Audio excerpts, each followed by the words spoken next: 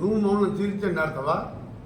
మొన్ననే కదా, నెల రోజుల కిందనే కదా పార్లమెంట్ ఎన్నికల్లో నీ పార్టీని బొందబెట్టింది ప్రజలు. మర్చిపోయినావు? అప్పుడే 16 సీట్లలో బొందబెట్టినాం. 16 సీట్లలో బొందబెడితే కూడా మా పార్టీని తీర్చి ఆడతా అంటే నిన్ను చూస్తే మాకు జాలేస్తుంది. కేసీఆర్ గారు, నీ ఆరోగ్య జాగ్రత్త. ఎందుకంటే నువ్వు రిజల్ట్ మన అసెంబ్లీ అయిపోయింది, 6 నెలల్లో పార్లమెంట్లో చెప్పుతో కొట్టిన రిజల్ట్ ఇస్తే మమ్మల్ని చీల్చి చెండాడుతామంటే 37,000 కోట్లు సంక్షేమ కార్యక్రమాలు ఇచ్చి 42,000 కోట్లు దుబారా అప్పులకు కూలిపోయే కాళేశ్వరం వేడి కొట్టేసి ఇంట్రెస్ట్ కట్టండి. అవి లేకుంటే ఇవాళ ఇప్పటికీ రైతు భరోసా, రైతు బంధు అన్నీ చేసేవాళ్ళం.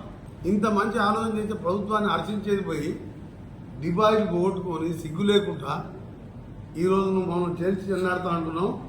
నేను తీల్చి చెండాడి నీ పార్టీని మొందబెట్టినరు. నువ్వు రాజకీయాన్ని మానుకుంటే మంచిది.